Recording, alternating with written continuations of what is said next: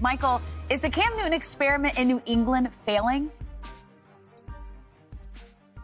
Yeah, as of right now, currently it's failing because they're 6-7 and not 7-6. Below 500 is not going to do it as of right now, Alex. And when I look at this team, it's a plethora of things. It's not just Cam; it's a collective effort. When I seen Michael Brockers come straight up the middle last night, I put myself in Cam's shoes. What would I have done?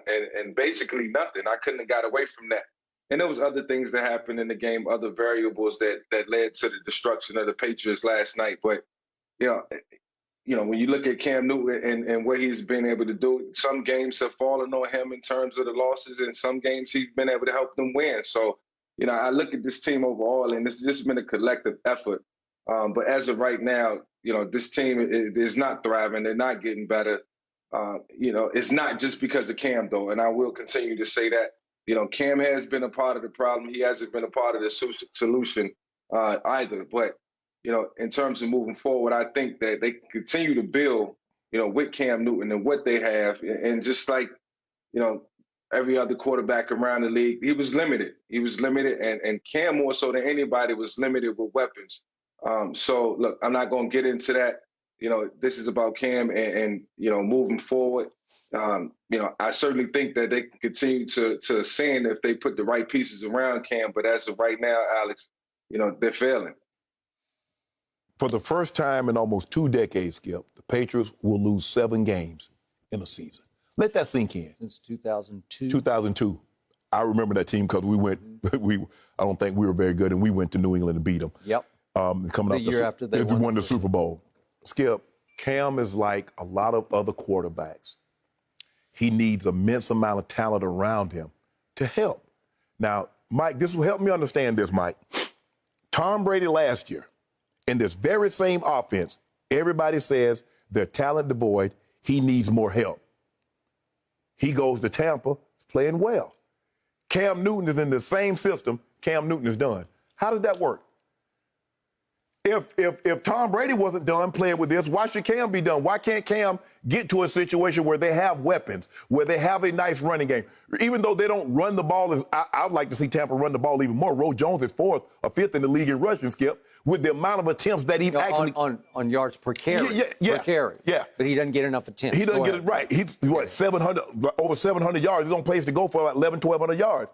So all the thing is, Skip, is that what I saw last night is that when Cam turned the ball over, when you're that devoid of talent on the offensive side of football, Skip, you can't turn it over because you're not built to come from behind. And what we see, if they can't run the football and get non-offensive touchdowns, we know you're supposed to score the ball on offense because that's what the offense is supposed to do.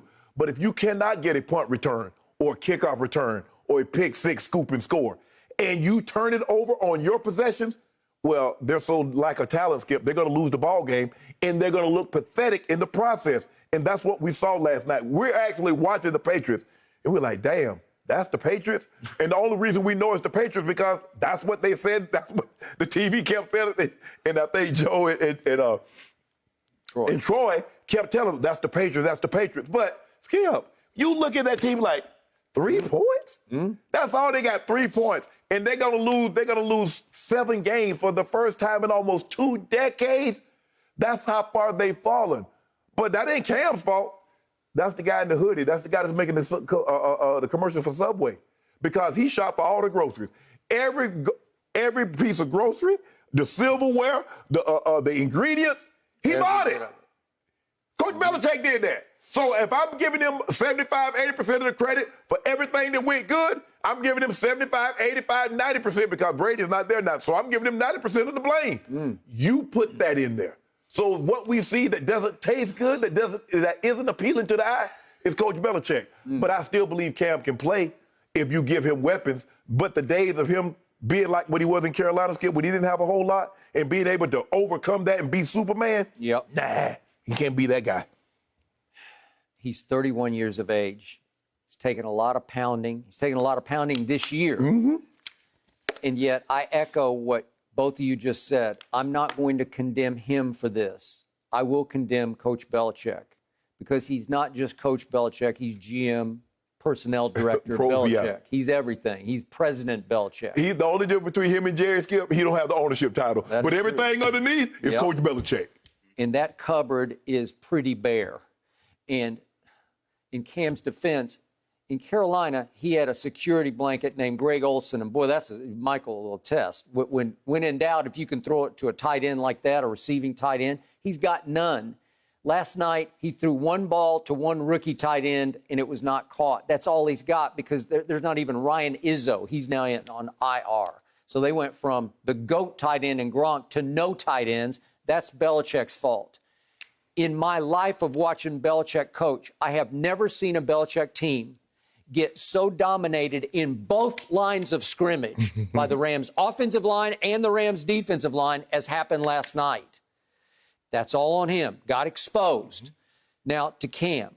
He asked Cam to win a lot of games with his legs. And the truth is, if you look at Cam's season in total, it's pretty great, actually, because he had them within one play at Seattle of pulling off what seemed like a miracle at that point. They lost 35-30, and Shannon, I think Michael also said, you got to bounce it. You just got to bounce that last play, and he didn't.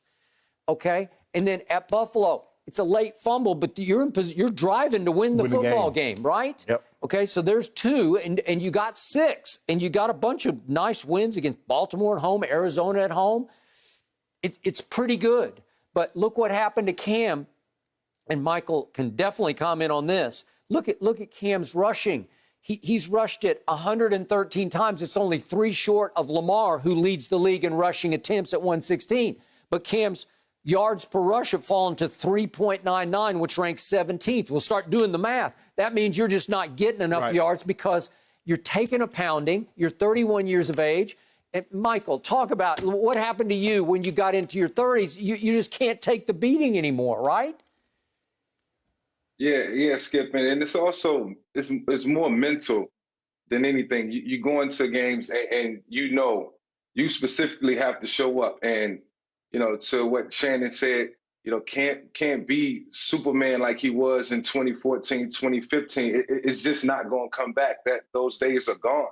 So when you go into your 30s, it's this mental lapse that you have, thinking that you can do the things that you used to do, but it's just not there. And in your mind, when it needs to show up, you can't move as fluently as you once could. And that alone, watching that on film, it starts to become evident. You start to see it, and you start to believe it at some point. And then you start looking at the guys around you like, man, I really need help.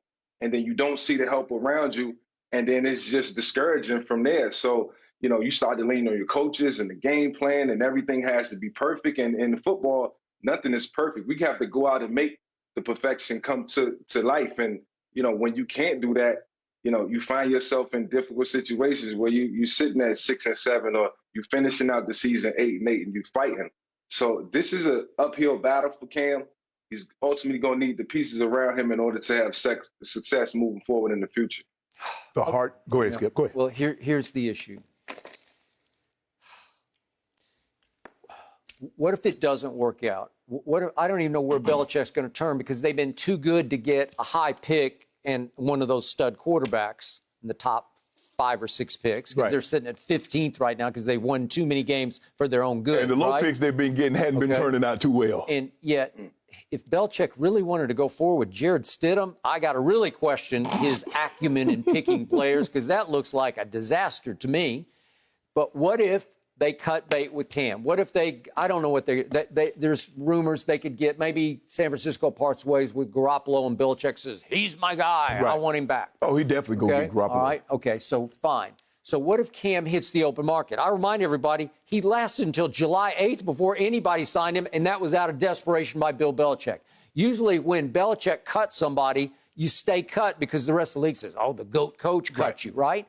My problem with Cam is, I love him because he's just a flat-out baller, and I don't disagree. If you give him some pieces, a little bit of help, yeah, he can still play. But you don't want Cam as your backup because he's too good to be a backup. His aura is too great. His personality is too big. He's not a clipboard holder. He's not Andy Dalton. Andy Dalton's a nice guy who just says, I'm fine, I'll take it, right? Okay, so Michael, where would Cam go? If he does get cut by Belichick, do you see him landing any place? Now, that's a good question, Skip. And I was thinking the other day, where could Cam end up? And going through the Rolodex, it's hard to find a team out there who needs a quarterback at this moment. I think the league is filled with teams who have their guys in place or got their eyes on guys who may be able to enter, in the future, mainly guys coming out of the draft. So it might be a situation where Cam has to take that backup role and take that backup role serious and then wait till another opportunity open up so he can go out and show the league that he's productive. But that gives him time to get healthy and get healthy, not only physically, but mentally, because football can take a strain on you. So as of right now, I can't pinpoint a team, that might be open, for Cam to step in and be a starter. Let me say this, Mike, and you can attest to this. The hardest thing to do as we age as athletes is to be something we've never done before. Cam has never been a pocket passer. So what does he evolve to? What can he evolve to that will prolong his career? Yeah, it's if I'm a fast receiver, I can turn myself into possession receiver, Skip. Yeah. I can do that. So what's the evolution? What's the next step? I want to see Cam get healthy and get some weapons. Maybe New England is not the place for Cam, but I still don't believe Cam is totally done. I want to see him get. I'm not saying he needs. Sure, he would love to have what's in Kansas City or what's in Tampa, but the likelihood of you getting that is not very good. But I would like to see him have more than what he has in New England and to see where he can go from there. But it's hard. I would say this. I would say this, and I don't mean to cut you off, but the best thing for Cam right now would be to fall into the hands of a guy like Andy Reid. Andy Reid. Yeah. I don't have to explain it. What he means to the quarterback position, what he can teach you, what you can learn.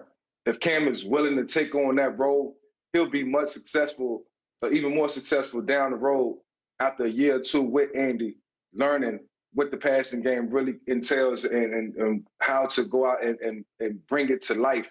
It's the best experience, and obviously experience is the best teacher, but sometimes you can learn vicariously and from afar and kind of hanging out in the back. And I did that in 2009, and it paid dividends for me in 2010. Thank you for watching. You can subscribe here to get the latest from the show, and be sure to check out more of the best clips from Undisputed, or go watch a few other segments from our other shows on FS1.